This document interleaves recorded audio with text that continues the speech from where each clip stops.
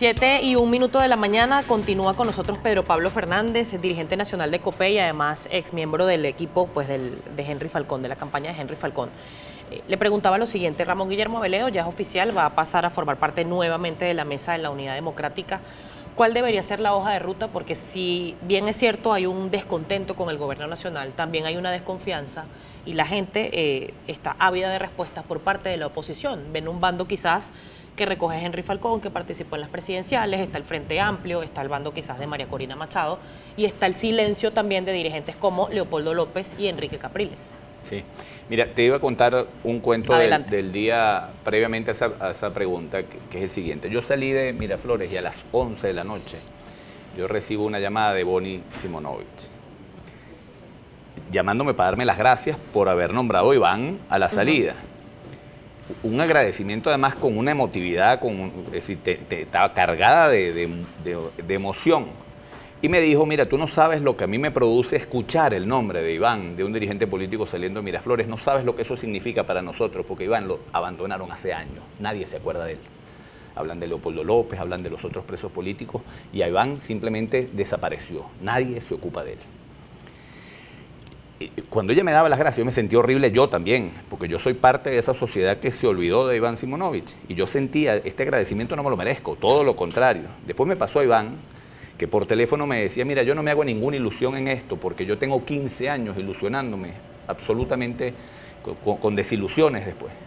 Y yo resolví no ilusionarme más, yo estoy resignado a que yo me voy a quedar preso hasta el último día.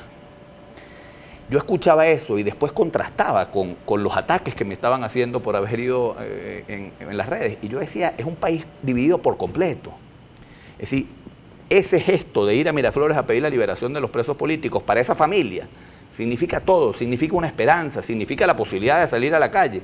Pero para otro sector que lo único que quiere en la vida es cortarle la cabeza al presidente de la República, significa traición. Y tú vas viendo, somos parte de una misma sociedad víctima del gobierno, que queremos salir de Nicolás Maduro y de este gobierno, pero terminamos enfrentados entre nosotros porque cada quien ve las cosas desde su propia óptica y no somos capaces de generar empatía con el otro.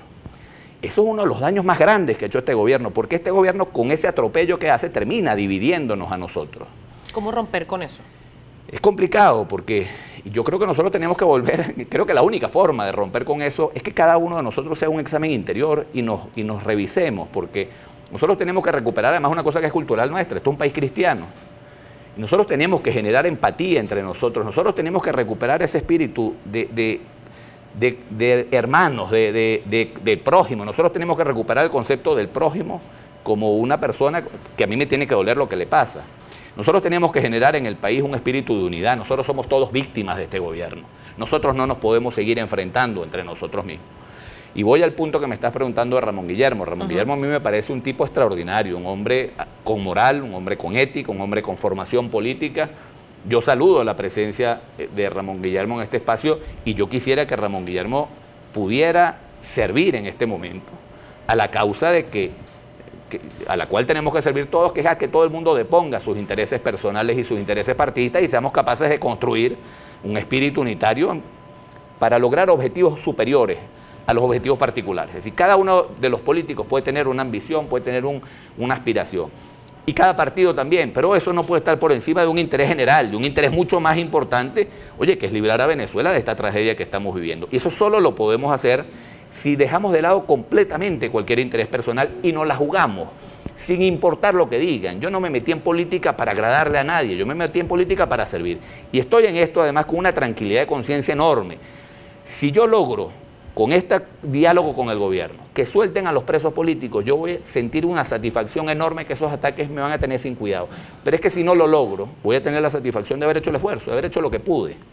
Y yo creo que el liderazgo político tiene que actuar de esa forma, con desprendimiento, trabajar por ver cómo logramos que las cosas en el país puedan mejorar. ¿Considera que la oposición, como el gobierno, también está divorciada de los problemas de la gente, que se han enfocado mucho más en la cúpula de partidos, en los intereses personales y no han entendido lo que está pasando a la gente de a pie, la señora Carmen, la señora María de la calle? Absolutamente. Yo te voy a echar este cuento que lo he contado varias veces, pero te lo voy a contar completo rápido. Yo estuve en Mamporal, en Barlovento, tú me viste ese cuento que lo conté el otro día, y un dirigente de Acción Democrática que estaba ahí, dijo: yo soy el secretario general de AD en el municipio de Burgos. Entonces contaba, fue que me contó, me dijo, aquí la gente no está comiendo sino guacuco, yuca y ñame, y me decía, los niños no van a la escuela, tú vas en la mañana a las escuelas y no hay un solo niño en las aulas, los niños están con sus familias en el mar recogiendo guacuco porque eso es lo único que pueden comer. Después decía él, aquí la gente va en camiones de baranda como cochinos, viejitos que no se pueden mantener de pie, ese es el único medio de transporte que tiene. Y terminaba el señor diciendo, Henry Ramos llama a la abstención porque está completamente desconectado de la realidad que estamos viendo en el país. Yo no me puedo dar el lujo de abstenerme porque yo no aguanto este gobierno un día más. Hay una especie de desconexión entre el liderazgo político y la gente. Lo que está viviendo el país es terrible y la gente no siente que el liderazgo político le esté hablando. Yo creo que todos nosotros tendríamos que estar haciendo causa común en este momento, no solamente para salir del gobierno en la oportunidad que podamos, sino para forzar al gobierno a una rectificación económica. Más allá de las elecciones, el gobierno tiene una debilidad muy grande, tiene una industria petrolera destruida, tiene una crisis económica que no puede resolver, tiene una inflación gigantesca, no tiene cómo repartir las bolsas CLAP. Mira, hay un elemento importantísimo, 13 millones de tarjetas, ¿cómo se llama?, de carnet de la patria ha repartido el gobierno y solamente pudieron sacar 6 millones con toda la presión, con los puntos rojos, con el ofrecimiento de Maduro que iba a depositar 10 millones de bolívares en los carnets si votaban, y con todo eso solamente no sacaron ni la mitad de los votos que tiene en carnets de la patria repartidos. Si el gobierno tiene una debilidad muy grande, si la oposición está toda fragmentada, no hay manera de enfrentar esto. Si nos unimos, nosotros somos capaces no solamente de salir del gobierno en el mediano plazo, sino además de forzar al gobierno a medidas económicas que ayuden a que el país pueda, superar esta tragedia que estamos viviendo. Señor Fernández, hay mucha participación a través del Twitter, le preguntan varios aspectos por acá y quiero repasar algunos de ellos, le agradezco por favor la respuesta lo más precisa que pueda. Por acá Carlos H. le pregunta lo siguiente, si efectivamente hubo una altísima abstención, también no será precisamente por eso que él dijo ahorita que mucha gente ya no cree en el liderazgo de la oposición, incluyendo a Henry Falcón y a la MUT. No, incluyendo a mí también. Nosotros llamamos a todo el mundo a votar y sacamos menos del 10% del padrón electoral. Nosotros tenemos que revisarnos, claro que sí. La MUT, que tiene 19 años de fracaso, y nosotros que no fuimos capaces de convencer a la gente. Es que este proceso de reflexión la tenemos que hacer cada uno de nosotros. Por acá le pregunta Félix Flores, el señor Fernández no debe satanizar a las redes sociales solo porque no le gustan lo que refleja. Un político centrado debe interpretar lo que allí se expresa. Yo quiero decirte, yo tengo un libro que me leí de Pablo Iglesias, que fue el de Podemos, el chavista de España, que le atribuye un éxito enorme con las redes sociales, y él mismo lo dice, las redes sociales sirven para comunicar, pero no podemos leer las redes sociales como la opinión pública, porque se distorsiona. Es decir, la opinión pública está por un lado y las redes sociales por otro. Eso pasa en Venezuela y en el mundo entero. Más en Venezuela, que es un país tan polarizado, donde las redes sociales son el caldo de cultivo para el radicalismo. Los sectores moderados no participan en las redes, esa es la verdad. Y la inmensa mayoría de este país es más moderada que radical.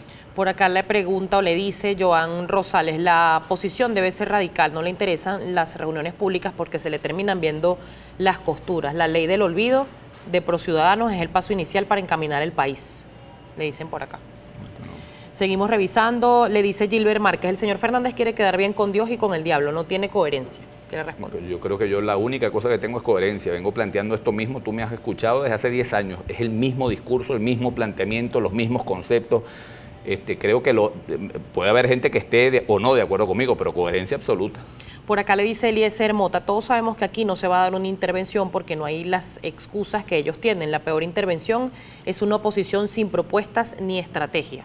La verdad es que yo tengo que reconocer que eso es absolutamente cierto. Por acá le pregunta Iván José, ¿cree que con el diálogo el pueblo va a dejar de morir de hambre y de falta de medicamentos y todos los males sociales que tiene Venezuela? O sea, es que no, yo no le tengo ninguna fe al diálogo. Es un intento que tenemos que hacer porque no tenemos alternativa. ¿Qué hago yo? ¿Qué le digo yo al gobierno? El gobierno dice, quiero hablar, estoy dispuesto a ir a un diálogo. ¿Qué le digo yo? Bueno, ¿qué es lo que tú quieres hacer? ¿Estás en verdad en disposición? Lo que le dijimos en principio fue, bueno, da una demostración con la liberación de los presos políticos. Ahora, dejar de intentarlo, yo no puedo dejar de pedirle al gobierno, siéntate. Por cierto, una cosa que le dije al presidente de la República, el diálogo más importante es para resolver el problema económico, y eso no es un diálogo conmigo. Eso no es un diálogo con los políticos, eso es un diálogo con los industriales, con los comerciantes, con los productores del campo, es decir, con todo el sector productivo del país, con los trabajadores, a ver cómo tú desarrollas una política que en lugar de fregar y de deprimir al sector productivo, tú permitas que haya un estímulo para que haya inversiones, para que se genere empleo. Ese diálogo no es conmigo. ¿Cuál es la respuesta del presidente o cuál es la actitud ante ese planteamiento? Yo siento que están muy amarrados con un modelo económico fracasado, pero la realidad les está estallando en la cara. Ellos no tienen ni siquiera cómo repartir las bolsas de CLAP a su gente en este momento. Entonces, yo creo que las circunstancias los tienen que obligar. Es lo que pienso yo, pero yo a veces pienso una cosa y el gobierno piensa una cosa disparatada. Ahora, ¿qué es lo que yo creo que nosotros tenemos que hacer? Intentarlo. Si el gobierno me dice a mí, yo estoy dispuesto a hablar, bueno, yo tengo que ir a decirle al gobierno lo que yo pienso. Y hagan esto, y hagan esto, y hagan esto. Reúnanse con el sector productivo. Establezcan algunas políticas que ayuden a incentivar que la industria, que cada día se va destruyendo y se van destruyendo empleos, se va quedando gente en la calle, oye, siéntense con ellos a ver cómo se puede desarrollar una política para revertir eso. Hasta ahí llego yo no soy gobierno, además no voy a participar en ningún cargo en el gobierno, ni hoy ni mañana, con este presidente de la República, porque no siento identificación con su modelo. Somos modelos diametralmente distintos, ellos van en una dirección y yo iría exactamente en la dirección contraria. Me quedan segundos para despedir, señor Fernández. El caso de Copey, se está hablando de unificar la unidad, pero Copey tiene una situación particular, una junta ad hoc, y también han habido pronunciamientos por separado. El concejal Rogelio Díaz fue muy duro luego que usted salió de Miraflores asegurando pues que usted era una pieza utilitaria o que lo estaba utilizando el presidente Maduro para legitimar al régimen. Lo dijo así en una cita textual. ¿Qué le responde? Yo quiero mucho a Rogelio Díaz, muchísimo. Es un chamo espectacular, me parece un dirigente político con un futuro enorme, me parece un chamo excelente. Y quiero mucho a toda esa gente que está en una posición distinta a la mía. Yo no los voy a descalificar jamás porque tienen una posición distinta. Lamento que lo haga, porque al final esto es un partido donde nos proclamamos socialcristianos y entre los socialcristianos tenemos un mandato, solo un mandato tenemos los socialcristianos. Ámense los unos a los otros como yo los he amado. Eso fue lo que nos dijo Jesucristo. Yo esas agresiones entre unos y otros no las comparto. Yo por ellos profeso un cariño enorme. Tenemos posiciones distintas. Ellos piensan que la abstención y se han venido vinculando a los sectores más radicales. Yo creo que eso es antinatural con la democracia cristiana. La democracia cristiana siempre juega el encuentro de los seres humanos, nunca juega la división. Usted hará el primer paso para un reencuentro, quizás. Ahorita lo estoy haciendo. De allá me agreden y yo contesto con cariño, porque le tengo cariño. Yo a ese muchacho le tengo un cariño muy grande. Pero la democracia cristiana, le recuerdo a Rogelio, en todas partes del mundo ha sido factor de unión. Patricio Aylwin fue el primer presidente de la transición democrática en Chile después de Pinochet, porque fue un hombre que buscó el encuentro. Juan Pablo II jugó un papel importantísimo en Europa, en el desmontaje del comunismo, porque fue un factor que llamó al entendimiento. Es el entendimiento al que me está llamando el Papa Francisco. El líder político mío hoy, se llama Francisco y es el Papa, que nos está invitando al mundo entero a buscar encuentros. La división, la violencia, el enfrentamiento nunca resuelve los problemas. Nosotros lo que estamos haciendo es actuando como socialcristianos, que tenemos que buscar el encuentro. Arístides Calvani, que es un paradigma de los socialcristianos en Venezuela, se dedicó en Centroamérica a trabajar por la paz. Y fueron Napoleón Duarte, demócrata cristiano, y Vinicio Cerezo, presidente de Guatemala, los dos demócratas cristianos, uno del